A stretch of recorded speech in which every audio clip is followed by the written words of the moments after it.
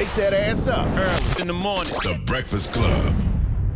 Morning, everybody. It's DJ NV, Jess Hilarious, Charlamagne the Guy. We are the Breakfast Club. Now let's get in some front page news. Good morning, Morgan. Good morning, y'all. You know, we got that front page news for you. Yes. So President Trump, he will announce his vice presidential running mate pick for the upcoming 2024 presidential election soon. Speaking on Fox News' Brian Kilmeade's show, he said he'll unveil his pick over the next week. Trump also slammed current Vice President Kamala Harris in the process. Let's hear more from President Trump. I'd love to do it during the convention. You know, in the old days, they did it during the convention, and it kept the convention very exciting, actually. So we'll see about that. But pretty soon we'll be announcing. You know, you got some good people, and I have changed a little bit. But they're all great. Anyone would be fantastic. Anyone would be a lot better than laughing Kamala. She's terrible. Kamala is just terrible. Of course, his top presidential or potential picks include North Dakota Governor Doug Burgum, Florida Senator Marco Rubio, and Ohio Senator J.D. Vance. The Republican National Convention does get underway next week on Monday, July 15th. Any thoughts on that, you guys? His vice president pick? No. Yeah. No, because I don't think it matters too much, you know, when it comes to Donald Trump. Donald Trump has a very cult-like following, so he's the main attraction. I don't think there's anybody he can add to the ticket that's, going to hurt our help. Okay, well, you are entitled to that opinion. Meanwhile, the White House is increasingly taking aim at a conservative agenda dubbed Project 2025. We've heard a lot about that. Vice President Kamala Harris ridiculed the blueprint for a Trump presidency on a trip to Dallas, Texas recently, where she was the keynote speaker during a meeting with Alpha Kappa Alpha Sorority Incorporated. Now let's hear more from VP Harris during that rally. It includes a plan to cut Social Security, to repeal our $35 cap on insulin, to eliminate the Department of Education. This represents an outright attack on our children, our families, and our future. This is the most existential, consequential, and important election of our lifetime. So Trump recently took to Truth Social, saying that he's pretty much trying to distance himself from the agenda, Project 2025, which was created by the right-wing Heritage Foundation. He said on Friday he doesn't know who wrote it, even though the two main authors are former Trump administration officials. I really don't understand why folks are spending so much time on Project 25. It is terrifying when you read it. Salute to the good sister, Dr. Moon. She gifted me that book about a month ago to read up on Project 2025, and I absolutely believe that will be something they implement if Trump gets back in the White House. I mean, a lot of things are being implemented now, but they're being implemented by the Supreme Court, and that's what I think people should be focusing on. Because, you know, Project 2025, that's like a wish list of what they want to happen if Trump gets back in the White House. But what the Supreme Court is doing is happening right now in real time. I want to see the White House calling the Supreme Court an institution that is no longer legitimate. I want them calling out the Supreme Court for being corrupt right now, because they are absolutely abolishing, you know, our constitutional rights in real time as we speak. That is way more of a threat than Project 2025 right now as we speak. Also a threat to us, if you have an iPhone, you might want to listen up. Smishing attacks are a threat. They could target your iPhone. Smishing is the term used for phishing attacks that are sent via text message. Now, they appear to be trying to get Apple users to put their Apple ID logins, according to Macworld and 9 to 5 Mack. Now, Apple users are reportedly receiving texts that claim to be from some sort of service representative with a website link to look at iCloud logins. Now, the website also includes a CAPTCHA. You guys know what CAPTCHA is. That also appears to make it legitimate. You know, CAPTCHA is when you put in a code to determine that you're a real person and not a bot. So people are being encouraged to double check the links that they receive before entering their personal information and their Apple ID login. So have you or anybody you know experienced anything like that recently? I never even heard of smishing till just now. Smishing sound like a Pornhub category. It's always some type of fake something. Fake texts, yeah. And these Apple phones, I get one like at least 3 times a week. Yeah, calls too. Now, the digital currency thing is going to be very scary in the next 10 years because people are hacking into everything. I seen them hack into the car business last week, which almost shut down the car business for a while, where people couldn't do deals because they shut that down and then charged them a ransom to get to get all that information back. Digital currency is scary because I don't think we have enough protection on our stuff to be cool and calm. And they could just go in your account and pull money off. They could just go into your credit cards. And I know it's happening to a lot of people. Digital currency is scary. Digital currency? What you mean by digital currency? Like Bitcoin and stuff like that? No, being able to have your money, like, you know how you pay, you pay with your phone. Most people don't even carry cash anymore. Everything is digital. Everything is through the phones. Everything is that way. But people are breaking into people's accounts like crazy. Yeah. And it doesn't seem like there's enough protection. The banks are doing enough to protect people and their money. What if you could do it? You could protect yourself. We'll talk more about that on the next hour. So you need a condom for smishing? It definitely sounds regular people getting into the dark web. Oh gosh. All right. Well, that is front page news. Thank you, Morgan. We'll see you next hour. All right. Wake that ass up. Early in the morning. The Breakfast Club.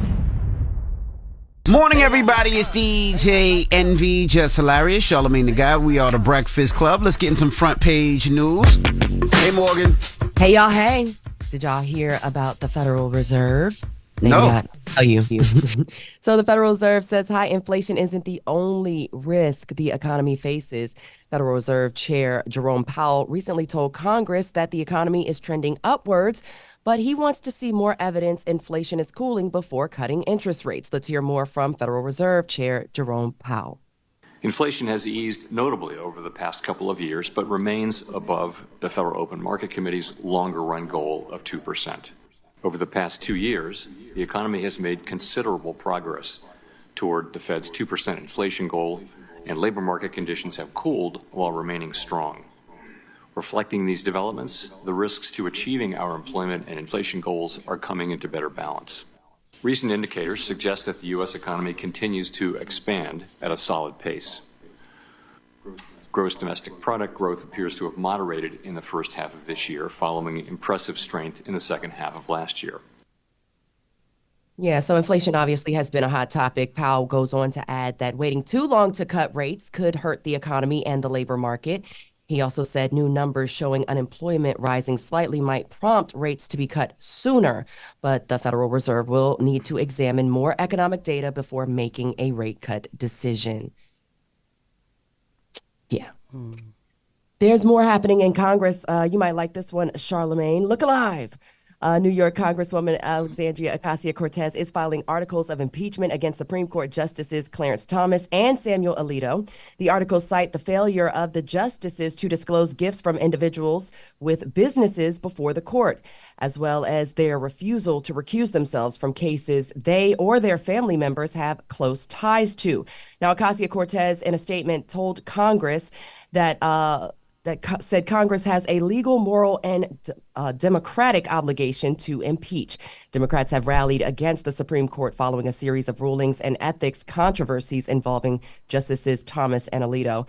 I know for sure that for more than 20 years, Justice Thomas has accepted millions of dollars worth of gifts, I will say, from donors like Harlan Crow, to which Harlan Crow calls, quote, extending hospitality. What are your thoughts on that, Charlamagne? That's exactly what you were saying. Yeah, I wonder how that's going to impact them. I mean, because they've already made it to where state and local officials, can take bribes. Clearly, they changed the rules for themselves. But I am glad that AOC is doing something. I feel it's good that somebody on the Hill is focused on what they need to be focused on. Because as I keep saying, the Supreme Court is no longer a legitimate institution. The Supreme Court is beyond corrupt. And the White House should be saying it over and over. Everybody with a platform should be saying it over and over. And I understand when you're trapped under an avalanche, it's a bunch of different rocks that can kill you. So we want to talk about Trump and Project 2025. But the illegitimate institution that is the Supreme Court has already impacted. It is impacting right now, from Roe v. Wade being abolished, to them saying state and local officials can take bribes, to granting immunity to presidents so they are above the law and can commit crimes as long as they're official acts. That's not democracy, y'all. That's not democracy. So I'm glad AOC is bringing it to him. Yeah, you know who else is doing something? Google. Google is planning to make its dark web monitoring service free for every Google account holder later this month. Now, Google One subscribers have already had access to the service for about a year now. Google says the move reflects a dedication to help users protect their online presence. This is what I was talking about earlier, protecting your online presence, not those other things you guys were talking about. So monitoring for dark web leaks of things like phone numbers, addresses, and stolen account information. So for those who don't know, the dark web is the hidden part of the internet that allows people to hide their identity and location from others and law enforcement. Basically where cyber criminals do their thing, but now it'll be open to just about everybody, anyone who uses Google or has a Google account. What about that? I love that. I'll be able to go check and see if anything that I have is compromised, right? I mean, I don't know. I don't know how any of this works. I'm gonna be honest with you. I have no idea how the internet works anymore. I really don't. But it's always gonna be something like that. You get what I'm saying? Like, I think something like this was happening last year, and it's always somebody that can hack into somewhere because you got Gmail or an iPhone. Like, you're absolutely right. I don't know how many emails or texts that you guys got that if, you went to a business or you paid with a credit card and then later on they send you an email, just want to let you know that our system was hacked and your information could be published. Like, I see that all the time. Week. So like, that's crazy. Yeah, and I don't think we realize how big our individual digital footprints are. I'm 46 years old. I've been on social media since the MySpace days. Yeah. So you know what I'm saying? Like, there's so much of our information that's just floating around online. Like I said, I don't even know how the internet works anymore. But it even makes so you feel like Pandora's box is open. It's just kind of like it is what it is. Yeah, it is. And like, even I got I keep getting this one guy's credit card to my house, right? And every time I call the credit card company and tell them that the person doesn't live there, that it feels like a fake credit card, they tell me there's nothing that they can do. But they keep sending this guy's credit card. I don't even know, but it's my address. So what I'm thinking is somebody filled out a credit card and was going to try to go in the box and take it out before I get it. But it's but every time I call the credit card company, tell them like, hey, can you take this? Can you check this account? This doesn't live here. They said there's nothing they can do. Whoever that person is, they should be glad that credit card is going into a Dominican household and not a Nigerian household. Because I promise you, if a Nigerian household was getting a hold of that credit card, oh my God. Oh my goodness. Christmas would be up this year. You hear me? Oh my goodness. Please stop playing with my cousin. All right. We got time for one more or no? No. Okay, well, that's cool. Well, that's your front page news. I'm Morgan Wood. Follow me on social at Morgan Media. And for more news coverage, follow at Black Information Network and check us out at BINnews.com. I was going to say Shrek is coming back, y'all. Morgan said, you ain't got to start playing the music. I'm wrapping up my acceptance speech right now. Damn. No. Well, the governor of Michigan will be joining us next. Gretchen Whitmer. She has a new Big book. Big Gretch is what they call her. What I've learned about life, leadership, and everything in between. So Gretchen Whitmer, when we come back, it's The Breakfast Club. Good morning. Wake that ass up. Early in the morning. The Breakfast Club.